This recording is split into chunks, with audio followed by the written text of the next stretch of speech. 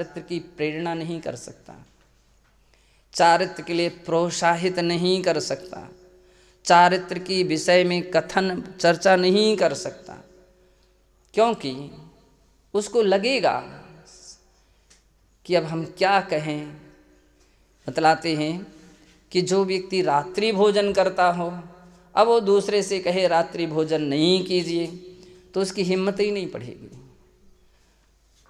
उसकी हिम्मत नहीं पड़ेगी। कहेगा तो घुमा फिरा करके कहेगा अरे कभी कभी चल सकता है,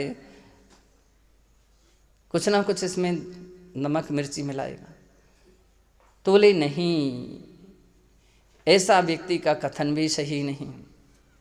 उसको लगेगा कि कोई हमसे ही कह दे कि आप तो रात्रि भोजन का त्याग करो, तब दूसरे को कहो, तो उसको लगता है। और ये सत्य है कि इतना आसान नहीं है चारित्र की बात करना।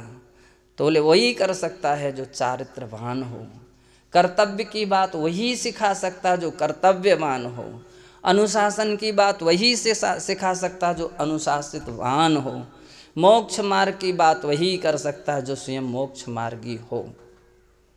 जो ऐसा नहीं है वो इस विषय में बात ही नहीं करेगा। कह रहे हैं ज्ञान यदि चारित्र से हीन है, दंसनहीनम तवे ही संजुत्तम। तपस्या तो कर रहे हैं, उपवास पर उपवास, उपवास पर उपवास, नीरस रस परित्याग, खड़गासन, पद्मासन, लंबी लंबी त्याग तपस्या कर रहे हैं, लेकिन श्रद्धा नहीं है, श्रद्धा से रहित हैं। दंसनहीनम, दर्शन से हीन है, तो कह रहे तवे ही संयुक्तम, और वो तब से संयुक्त हो। ऐसा जीव अन्येषु भावरहियम, और कह रहे और भी प्रकार से कोई व्यक्ति भाव रहित हैं, तो उसके लिए कहते हैं लिंग ग्रहणेन किम सौख्यम। लिंग, इस वेश को धारण करने से क्या सुख मिलेगा?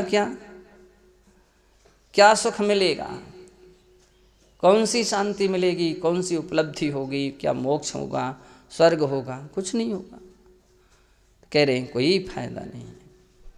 तथैव भाव प्राभित ग्रंथे बहुत्र, उसी प्रकार से भाव प्राभित ग्रंथ में बहुत जगह है, अर्थात 6वीं, 68वीं, 71वीं, 111वें नंबर की गाथा में प्रोक्त तथ्यम विशदीकृतम दृश्यते।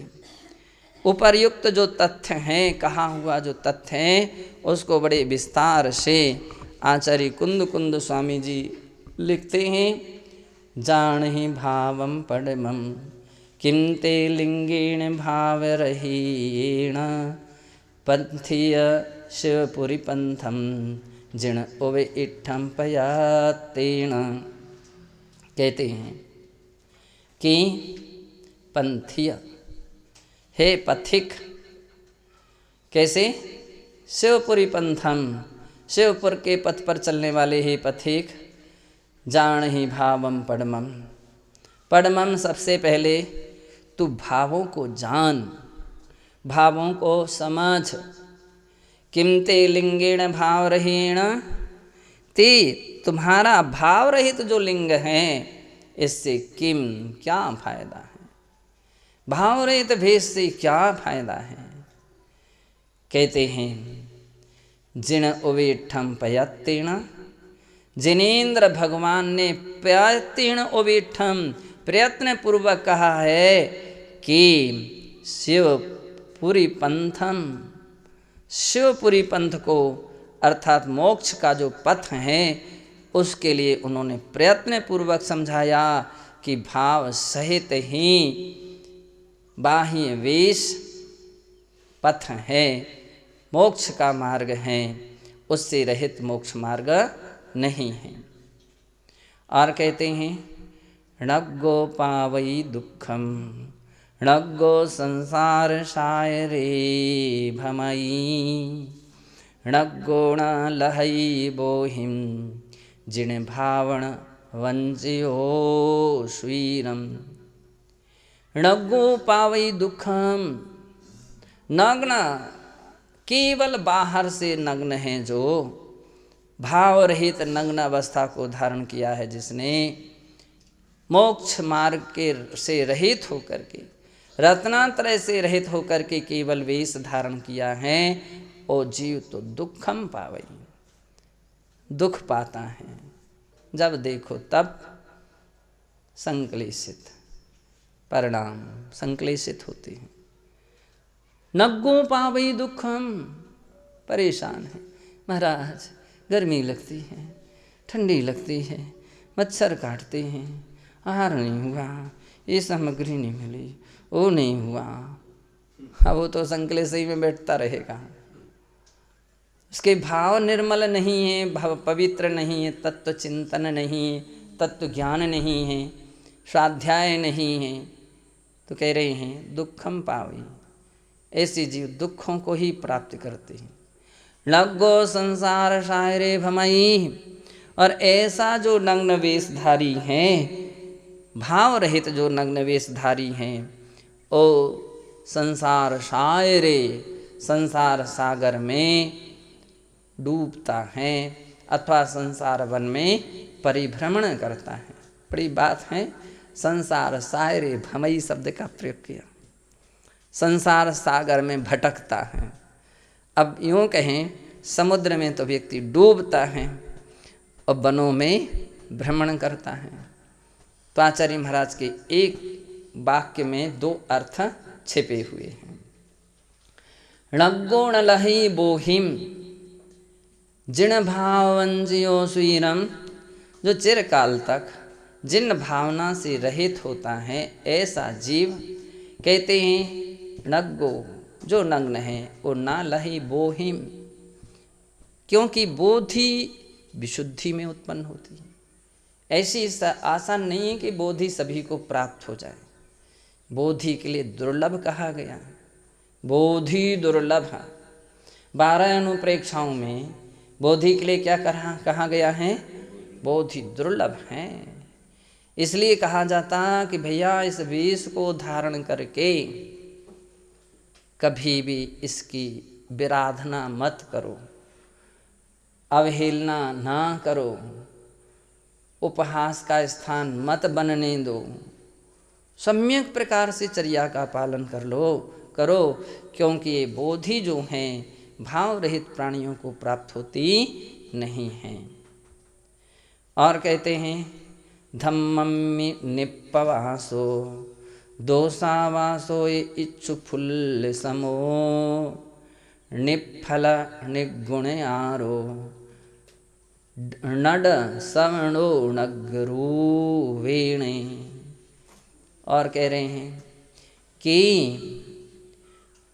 धम्मम निप्पवासो, जिसका जो धर्म से निप्रवास करता है, यानी धर्म से दूर रहता है। बहुत सारे लोग ऐसे कुछ रहते हैं कि उनको जितनी लौकिक लोगों की चिंता रहती है, लौकिक बातें करने की अभिलाषा रहती है, उतनी अपनी चर्या क्रिया की अभिलाषा नहीं रहती कि मेरी सामयिक की चिंता हो, उनको प्रतिकोण की चिंता हो, श्राद्धाय की चिंता हो, इसकी कम इंतजारी रहती है। कोई आ जाए, कोई मिल जाए, कोई बातें करने के लिए इंतजारी। जबकि उल्टा मार्ग है, गृहस्थ तुम्हारी इंतजारी करे और तुम उसकी इंतजारी में बैठे हो। बड़े खुश, बड़े आनंदित हो जाते व्यक्ति अगर ऐसा कोई मिल गया। इतनी खुशी सामायिक में नहीं होती, स्वाध्याय में नहीं होती, प्रतिकोण में नहीं होती, स्तुतियों में नहीं होती, जितनी असंयमी लोगों को पा करके व्यक्ति खुश हो रहा है। तो कह रहे हैं धम्मम निप्पवासो, जिसका धर्म में प्रवास नहीं है, जिसके अंदर में धर्म का वास नहीं है।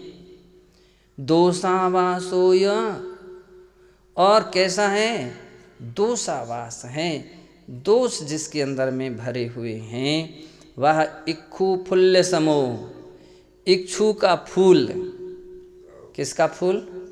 गन्ने का फूल, जो ऊपर का क्या रहता है? हाँ, तो क्या रहे हैं, वो इक्षु के फूल के समान हैं।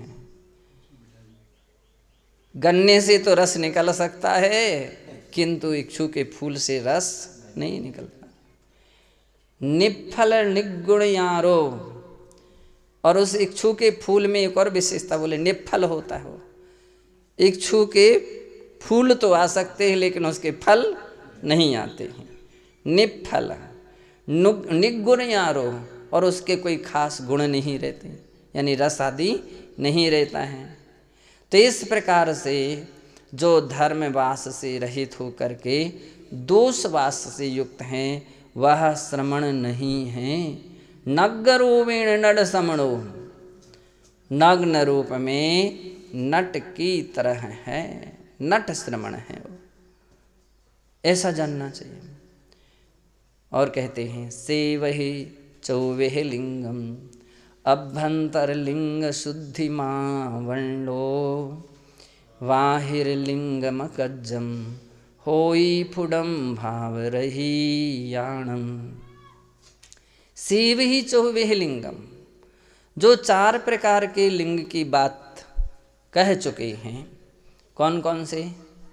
अचेलकत्व, केशलंच, पिच्छी कमंडल से सहित, और आय स्नान। इस प्रकार के 4 प्रकार के जो गुण कहे गए हैं, अथवा सम्यक दर्शन ज्ञान चारित्र और तप, ऐसे इन 4 प्रकार के लिंग को से वही उसको धारण करना चाहिए। अर्थात अचेलकत्व ही रहूँगा, आय स्नान करूँ से रहूँगा, और केशलोंच करूँगा, पिच्छी कमंडल धारण करूँगा, इसके बिना नहीं रहूँगा। ऐसे 4 प्रकार के लिंगों से वही अभ्यंतर लिंग शुद्धि मावर्ण, और वो भी कैसे? आभ्यंतर लिंग की शुद्धि के साथ, आभ्यंतर भाव लिंग की शुद्धि के साथ 4 प्रकार के लिंगों को धारण करना चाहिए। इससे एक बात और सिद्ध हो रही है, कतिपय लोग ऐसा सोचने लग जाएं हम तो भाव मुनि बन गए, बाहर के वेश धारण करने से क्या फायदा, हमारा तो घर में ही मोक्ष हो जाएगा, खाते पीते ही मोक्ष हो जाएगा। तो मोक्ष इतना आसान नहीं है। कुंदाचार्य ने ऐसे लोगों के भ्रम को दूर करने के लिए कहा कि नहीं, कैर अभ्यंतर लिंगम शुद्धि मावंडो, आभ्यंतर लिंग की शुद्धि से सहित होकर के भी 4 प्रकार के लिंग को भी धारण करना पड़ेगा, बिना इसके मोक्ष हो सकता नहीं। और अगर ऐसा नहीं किया, भावरहियाणम फुडम बाह्यलिंगम अकज्जम होई, यदि भाव रहित रहे तो बाहर का लिंग निष्प्रयोजनी रह गया, अकार्य कार्य हो गया, उससे कोई कार्य की सिद्धि हो सकती नहीं है। अतएव निष्कर्ष रूपेण समय सार ग्रंथे परामृष्टम, इस प्रकार से समय सार ग्रंथ की 409वीं गाथा में आचार्य महाराज ने परामर्श दिया है, वह इस प्रकार से है। नदो होई मोक्ष मग्गो लिंगम जम देहिणिम ममा अरिहा लिंगम मुयुत्तु दंसन नाण चरिताणि सेयंती।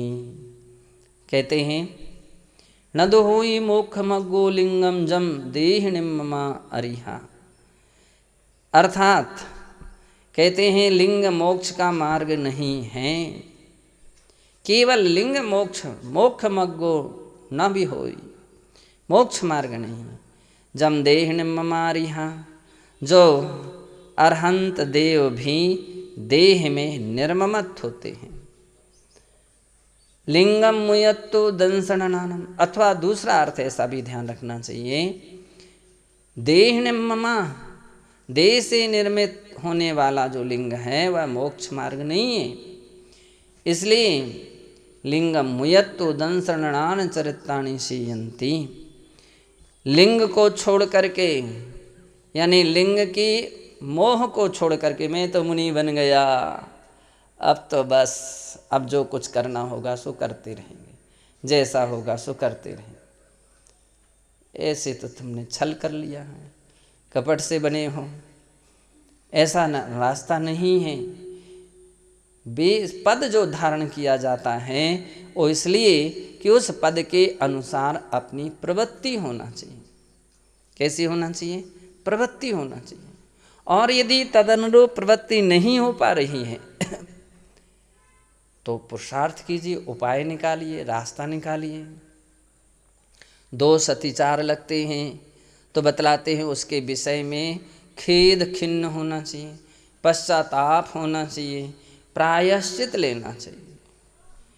ये भाव बने रहना चाहिए कि कुछ भी हो हम अपने दोषों के विषय में प्रक्षालन करने की पूरी कोशिश करेंगे, उसके विषय में निंदा गर्हा करेंगे, प्रायश्चित लेंगे। अपन को जब देखते हैं कि अपने दोष जब कभी लगते तो अपन को बड़ा दुख होता है, खेद होता है कि अपनी अहिंसा व्रत में दोष लग रहे हैं, कहीं सत्य व्रत में दोष, अचौर्य में, ब्रह्मचर्य में, अपरिग्रह में, ईर्ष्या समिति में, भाषा समिति में, तो अपन सोचना चाहिए कि हाँ स्वीकार तो करो कम से कम। ऐसे बिल्कुल नहीं रहना चाहिए, नहीं हमसे दोष होते ही नहीं हैं, हम तो बहुत बिल्कुल निर्दोष हैं। नहीं भैया, दोष होते हैं और दोषों में निश्चित है प्रायश्चित के भाव बनाए रखना चाहिए। आलोचना करूँगा, प्रायश्चित लूँगा और उन दोषों को परिवर्तन छोड़ने की बनेगा जितना कोशिश करेंगे। तो बतला दें, कोशिश करने वाले की कभी हार नहीं होती है। कोशिश करते रहना चाहिए, प्रयास करना चाहिए, तो वो प्रयास सफलता प्रदान करता है। कभी प्रायश्चितों से डरना नहीं चाहिए, प्रायश्चितों से कभी घबराना नहीं चाहिए। हमसे किसी ने कहा आप रस परित्याग क्यों करते हो?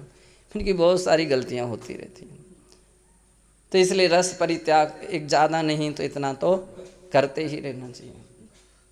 तो कुछ ना कुछ तो अपन हल्के होंगे, कुछ ना कुछ हल्के होंगे। तो ऐसे भाव बनाने वाले बतलाते हैं, भाव बनाने से कर्मों का वजन हल्का होता है। तो बोल रहे लिंगम मुयत्तु, लिंग के अहंकार को छोड़ करके दर्शन ज्ञान चारित्र का सेवन करना चाहिए। आत्मख्याति टीकायाम से स्पष्टीकृतम एतत्, आत्मख्याति टीका समय सार की 410 और 411 है। इस टीका में इस बात को स्पष्ट किया है, ना खलु दिव्यलिंगम मोक्ष मार्गा शरीराश्रिते सती पर द्रव्यत्वात्, केवल द्रव्यलिंग मोक्ष मार्ग नहीं है, ये शरीर के आश्रित और परद्रव्य होने से। तथा समस्तमपि द्रव्यलिंगम त्यक्त्वा दर्शन ज्ञान चारित्राणि एव चारित्रेषु एव आत्मा योक्तव्यः इति। इसलिए समस्तमपि संपूर्ण भी द्रव्यलिंग का त्याग करके, यानी उसके मोह आदि का त्याग करके दर्शन यानी सम्यक दर्शन, सम्यक ज्ञान, साम्यक चारित्र रूप जो आत्मा है या इन रत्नत्रय को आत्मा से योक्तव्यः जोड़ना चाहिए इति। इस प्रकार से ऐसा जानना चाहिए और ऐसा कथन करने वाली पहली गाथा पूर्ण हुई। ओम नमः सिद्धि।